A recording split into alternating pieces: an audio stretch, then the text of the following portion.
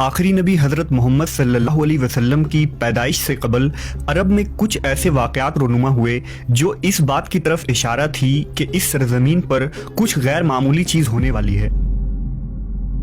उन वाक़यात में एक हैरत अंगेज़ वाक़या अस्हाबे फ़ील और अबाबील का हादसा है, जिसे अल्लाह ने कुरान मजीद के सूरह फ़ील में भी जिक्र किया है और जो अरबों की तारीख़ का एक अजीब सान्या था। हज़रत मोहम्मद सल्लल्लाहु अलैहि वसल्लम की विलादत से कबल अरब के जुनूब में वाक़े मुल्क यमन पर एक बादशाह की हुकूमत थी जिसका नाम अबरहा इब्न अशरम था। अबरहा नसरानी था और किसी ज़माने में हबशा के बादशाह नजाशी का कमांडर रह चुका था। उसने यमन के बादशाह ज़ुनवास को एक जंग में शिकस्त देकर खुद को नजाशी का वफादार साबित किया। इस तरह नजाशी ने अबरहा को यमन के तख्त पर बिठा दिया। जब अबरहा को मालूम हुआ कि अरब के लोग काबा को निहायत ही मुकद्दस तस्वुर करते हैं और हर इलाकों से लोग काबा की ज़ियारत के लिए मक्का का सफ़र करते हैं, तो उसने यमन के दारुल खिलाफा सना में एक अजीम और निहायत ही खूबसूरत गिरजाघर तामीर करवाया। कहते हैं कि उस ज़माने में पूरी सरजमीन पर इससे ज़्यादा खूबसूरत और आलिशान गिरजा कहीं नहीं था। उसने पूरे जजीरा अरब में अपने मुबल्लिग को भेजा और लोगों को सना आकर इस गिरजाघर की ज़ियारत करने की दावत दी। दरअसल अबरहा का मकसद ये था कि अरब के लोग मक्का के बजाय यमन आएं और इस तरह सना अरब का मरकज बन जाए। साथ ही काबा की अजमत को ख़त्म करके उस गिरजे को मुकद्दस बना दिया जाए ताकि ज़ियारत और इबादत के ज़रिया माल भी कमाया जा सके।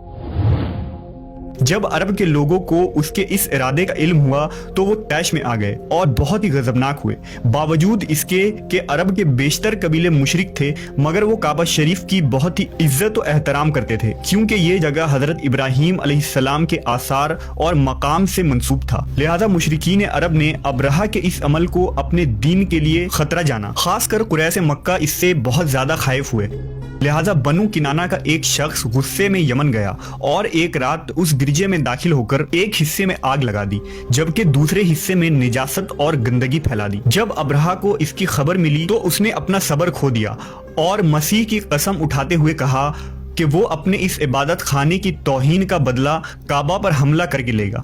लिहाजा उसने हबशा के बादशाह नजासी से मदद तलब की और हाथियों का एक अजीम लश्कर मंगवाया। वो लश्कर समेत यमन से रवाना हुआ ताकि काबा को ढाकर उसका खात्मा कर दे।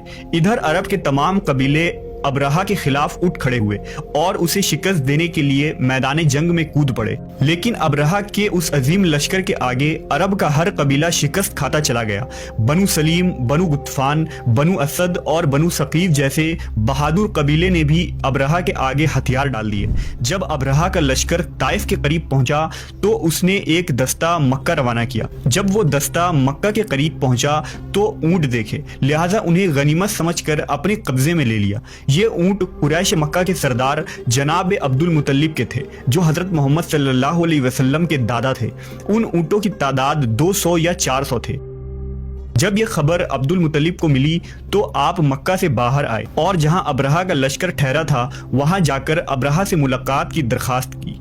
जब अबरहा को मालूम हुआ कि कुरैश का सरदार उससे मुलाकात करने के लिए आया है तो उसने आपको अपने खेमे में बुलाया और जब हजरत अब्दुल मुतल्लिब को देखा कि एक बुलंद कामत, रौबदार और निहायत ही हसीन और जमील आदमी है, तो अबरहा आपको देखकर मरऊब हो गया और बेख्तियार तख्त शाही से उतरकर आपकी ताजीम और तकरीम के लिए खड़ा हो गया और अपने बराबर बिठाकर दरियाफ्त किया कि आपकी तशरीफ आवारी का क्या मकसद है।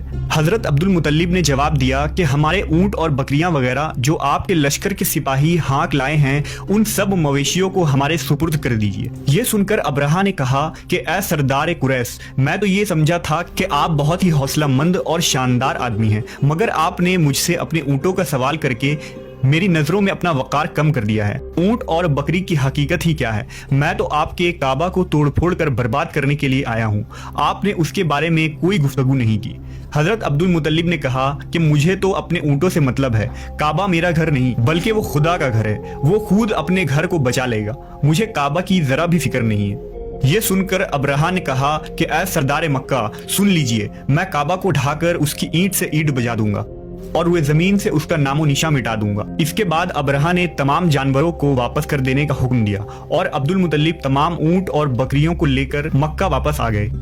آپ نے مکہ کے لوگوں سے کہا کہ وہ پہاڑوں میں پناہ گزین ہو جائے، لہٰذا مکہ کے تمام قبیلے مکہ سے باہر نکل گئے، صرف جناب عبد المطلب مکہ میں اکیلے رہ گئے۔ آپ نے کعبہ کا دروازہ پکڑ کر بارگاہ الہی میں کعبہ کی حفاظت کے لیے رو رو کر دعا مانگی، اے اللہ، بے شک ہر شخص اپنے اپنے گھر کی حفاظت کرتا ہے، لہذا تو بھی اپنے گھر کی حفاظت فرما اور صلیب والوں اور صلیب کے پجاریوں کے مقابلے میں اپنی اطاعت شعاروں کی مدد فرما۔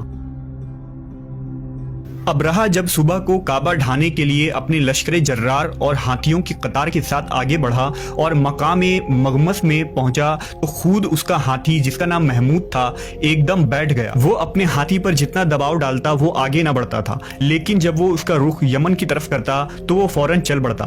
ابرہہ اس واقعے سے سخت متعجب ہوا۔ اچانک سمندر کی طرف سے غول کے گول اور جھنڈ کے جھنڈ پرندوں کے آ پہنچے۔ ابابیل کے اس لشکر کے ہر پرندوں کے چونچ اور پنجوں میں کنکریاں تھیں۔ انہوں نے اس زور کی سنگباری کی کہ ابرہہ کی فوج بدحواس ہو کر بھاگنے لگی، مگر کنکریاں چھوٹی چھوٹی تھیں۔ وہ قہر الہی کے پتھر تھے کہ پرندے جب ان کنکریوں کو گراتے تو وہ سنگریزے ہاتھی کے بدن میں چھیدتے ہوئے زمین پر گرتے تھے۔ ابرہہ کے لشکر میں بھگدڑ مچ گئی۔ ابابیلوں کی سنگباری اللہ کے قہر و غضب کی ایسی مار تھی کہ جب کوئی کنکری کسی ہاتھی کے سر پر پڑتی تو وہ اس آدمی کے بدن کو چھیدتی ہوئی ہاتھی کے بدن سے پار ہو جاتی تھی۔ ابرہہ کے فوج کا ایک آدمی بھی زندہ نہیں بچا اور سب کے سب ابرہہ اور اس کے ہاتھیوں سمیت اس طرح ہلاک و برباد ہو گئے کہ ان کے جسموں کی بوٹیاں ٹکڑے ٹکڑے ہو کر زمین پر بکھر گئیں۔ اس واقعے کے بعد عربوں میں قریش مکہ اور کعبہ شریف کی اہمیت و عظمت مزید بڑھ گئی اور چند مہینے بعد ہی اسی سال نبی صلی اللہ علیہ وسلم کی ولادت ہوئی۔ یہ سال عام الفیل کا سال کہلایا۔